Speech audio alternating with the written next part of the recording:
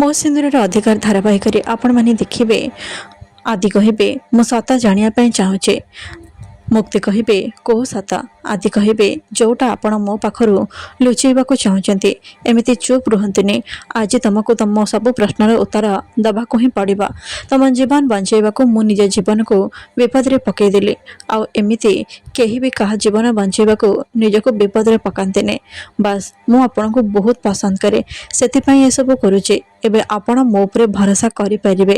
ଆପଣ ଯାହା ବି ମୋତେ କହିବେ ସେ କଥା ଆମ ଦୁଇ ଜଣଙ୍କ ଭିତରେ ରହିବ। ମୁଁ କାହାକୁ କିଛି ବି କହିବିନି। ଟ୍ରଷ୍ଟ ମି। ଆପଣ ଆପଣଙ୍କ ମନର କଥା ମୋତେ କହିପାରିବେ। ଏପଟେ ଶାଲିନୀ କହିବେ ଏ ନତାଶା କୁଆଡ଼େ ଚାଲିଗଲେ? ଏ ନତାଶା ଆଉ କିଛି ପ୍ଲାନ୍ କରୁନାହାନ୍ତି ତ? ଧନଶ୍ରୀ କହିବେ ଚାଲ ଶାଲିନୀ, ଆମକୁ ତାକୁ ଖୋଜିବାକୁ ପଡ଼ିବ। ଏପଟେ ଗୁଣ୍ଡା କହିବେ ମ୍ୟାଡ଼ାମ୍ କ୍ୟାସ୍ରେ ପେମେଣ୍ଟ ଦେବେ ନା ଅନଲାଇନ୍ରେ ଦେବେ? ନତାଶା କହିବେ ପେମେଣ୍ଟ? କେଉଁ ପେମେଣ୍ଟ? ଆଉ ମୁଁ ତମକୁ କ'ଣ ପାଇଁ ପେମେଣ୍ଟ ଦେବି? ମୁଁ ତମକୁ ଗୋଟେ ଟଙ୍କା ବି ଦେବିନି। ଗୁଣ୍ଡା କହିବେ ମ୍ୟାଡ଼ାମ୍ ଆପଣ ଆମ ସହିତ ବେଇମାନି କରିପାରିବେନି। ଆପଣ ଆମକୁ ହାୟାର କରିଥିଲେ ମର୍ଡ଼ର କରିବା ପାଇଁ। ଆମେ ତ ଆମର ସବୁ ଚେଷ୍ଟା କରିଛୁ। ନତାଶା କହିବେ ତମେ ଯଦି ଚେଷ୍ଟା କରିଛ ତାହେଲେ ସେ ଏ ପର୍ଯ୍ୟନ୍ତ ବଞ୍ଚିଛି କାହିଁକି? ସେ ବାହାରେ ଖୋଲାରେ ବୁଲୁଛି କାହିଁକି? ତମ କାମ ଥିଲା ତାକୁ ମାରିଦେବା, ହେଲେ ସେ ତ ମରିନି। ତାହେଲେ ମୁଁ ତମମାନଙ୍କୁ ଟଙ୍କା ଦେବି କ'ଣ ପାଇଁ? ଗୁଣ୍ଡାମାନେ କହିବେ ମ୍ୟାଡ଼ାମ୍ ଏଥିରେ ଆମର ଭୁଲ କ'ଣ? ଆମେ ତ ଚେଷ୍ଟା କରିଥିଲୁ। ଆଉ ସେ ବଞ୍ଚିଗଲେ ଆମେ କ'ଣ କରିପାରିବୁ? ଆପଣଙ୍କ ନିଜ ଲୋକ ଆସି ତାଙ୍କୁ ବଞ୍ଚେଇ ଦେଲେ, ଏଥିରେ ଆମର ଭୁଲ କ'ଣ? ଦେଖନ୍ତୁ ଆମକୁ କିଛି କରିବାକୁ ବାଧ୍ୟ କରନ୍ତୁନି। ଯଦି ଆମକୁ ଆମ ଟଙ୍କା ନ ମିଳେ ତାହେଲେ ଆମେ ସମସ୍ତଙ୍କ ସାମ୍ନାରେ ଯାଇ କହିଦେବୁ ଯେ ଆପଣ ସେ ମ୍ୟାଡ଼ାମକୁ ମାରିବାକୁ ଆମକୁ ଟଙ୍କା ଦେଇଥିଲେ ବୋଲି। ଆପଣ ନିଜେ ହିଁ ଫସିଯିବେ। ତେଣୁ ଭଲରେ ଭଲରେ କହୁଛୁ ଆମକୁ ଆମ ଟଙ୍କା ଦେଇ ଦିଅନ୍ତୁ। ନତାଶା କହିବେ ମୁଁ କହିଲି ନା ଟଙ୍କାଟେ ବି ଦେବିନି। ଶାଲିନୀ ଆସି କହିବେ ନତାଶା ଏସବୁ କ'ଣ ହେଉଛି? ତମେ ଏତେ ଜିଦ୍ କ'ଣ ପାଇଁ ଧରୁଛ? ଏ ବିଚାରା ମାନେ ତ କାମ କରିଛନ୍ତି ନା, ତାହେଲେ ତାଙ୍କୁ ତାଙ୍କ ପେମେଣ୍ଟ ମିଳିଯିବା ଦରକାର। ଧନଶ୍ରୀ କହିବେ ହଁ ନତାଶା ଏମିତି ପାଗଳାମି କରିବା ବନ୍ଦ କର, ତାକୁ ତାଙ୍କ ଟଙ୍କା ଦେଇଦେ। ଏହାପରେ ନତାଶା ତାଙ୍କୁ ଟଙ୍କା ଦେଇ ସେଠାରୁ ବିଦା କରିଦେବେ। ଶାଲିନୀ କହିବେ ନତାଶା ତମ ମୁଣ୍ଡରେ ଏମିତି ବେକାର ଆଇଡ଼ିଆ କେଉଁଠୁ ଆସୁଛି? ତମେ ନା କୌଣସି ବି କାମକୁ ନୁହଁ। ଆରେ ତମେ ମୋ ଉପରେ ଏମିତି ରାଗିଲେ କ'ଣ ହେବ? ତମେ ପୂର୍ବରୁ ବି ଏମିତି ଭୁଲ କରି ଆସିଛ। ଏମିତି ବେକାର ଆଇଡ଼ିଆ ସବୁ ତମେ ମୁକ୍ତି ଉପରେ ଟ୍ରାଏ କରି ଆସିଛ ଆଉ ବାରମ୍ବାର ବଞ୍ଚି ଯାଇଛ। ହେଲେ ଏବେ ସେସବୁ ଚଳିବନି। ଧନଶ୍ରୀ କହିବେ ଏ ଅମ୍ବିକା ଆଉ ମୁକ୍ତି ଭିତରେ ନିଶ୍ଚୟ କିଛି ନା କିଛି ସିମିଲାରିଟି ଅଛି। ଆଉ ମୁକ୍ତି ଯେମିତି ବାରମ୍ବାର ବଞ୍ଚି ଯାଉଥିଲା ଇଏ ବି ସେମିତି ବାରମ୍ବାର ବଞ୍ଚି ଯାଉଛି।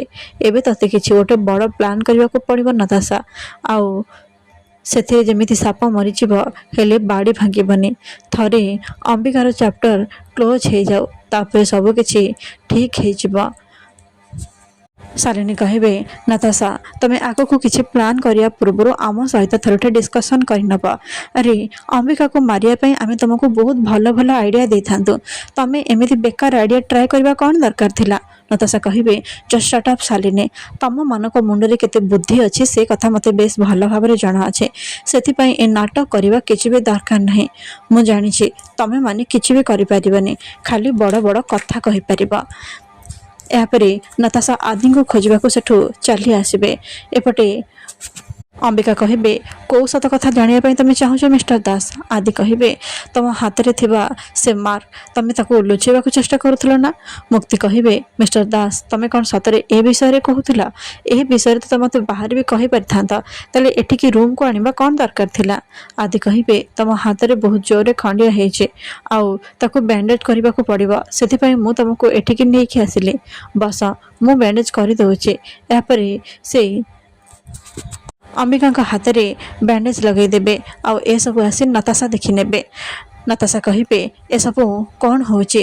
ଆଦି କହିବେ ନତାଶା ତମେ ଏଠି କ'ଣ କରୁଛ? ନତାଶା କହିବେ ମୁଁ ତ ବାସ୍ ଦେଖିବାକୁ ଆସିଥିଲି ଯେ ଅମ୍ବିକା ଠିକ୍ ଅଛନ୍ତି ନା ନାହିଁ। ଅମ୍ବିକା କହିବେ ମୋ ପାଇଁ ତମର ଏତେ କେୟାର? ମୁଁ ପୁରାପୁରି ଠିକ୍ ଅଛି। ଆଉ ତୁ ଯେମିତି ଭାବୁଛୁ ନା ନତାଶା ସେମିତି କିଛି ବି ନାହିଁ। ସେ ବାସ୍ ବାଥ୍ ଟବ୍ରେ ସ୍ଲିପ୍ କରିଯାଇଥିଲେ, ସେଥିପାଇଁ ମୁଁ ତାଙ୍କୁ ହେଲ୍ପ କରୁଥିଲି। ଏହାପରେ ଆଦି ସେଠାରୁ ଚାଲିଯିବେ ଆଉ ନତାଶା କହିବେ ଏ ଦୁଇ ଜଣଙ୍କୁ ମୋତେ ଅଲଗା କରିବାକୁ ହିଁ ପଡ଼ିବ।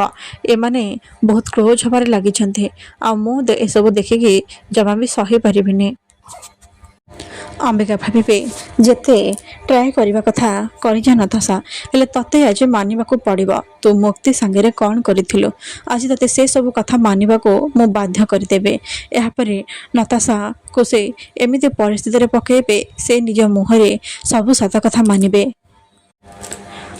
ନତାଶା କହିବେ ମୋତେ କ୍ଷମା କରିଦେ ଅମ୍ବିକା, ମୁଁ ତୋ ସହିତ ବହୁତ ବଡ଼ ଭୁଲ କରିଦେଇଛି, ହେଲେ ଏବେ ମୁଁ ସବୁ କିଛି ଠିକ୍ କରିଦେବି।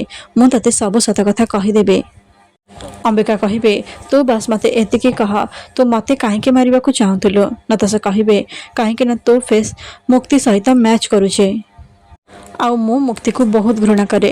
ସେ ମୋର ଆଉ ଏଡ଼ିଙ୍କ ମଝିରେ ଆସୁଥିଲା, ସେଥିପାଇଁ ମୁଁ ତାକୁ ମାରିଦେଲି। ଅମ୍ବିକା କହିବେ ତା ମାନେ ତୁ ମୁକ୍ତିକୁ ମାରିଛୁ? ନତାଶା କହିବେ ହଁ ମୁଁ ମାରିଛି। ସେ ଆମ ଦୁହିଁଙ୍କ ରାସ୍ତାରେ ଆସୁଥିଲା, ସେଥିପାଇଁ ତାକୁ ମୁଁ ଜୀବନରୁ ମାରିଦେଲି। ଏସବୁ ଆଦି ଆସି ଶୁଣି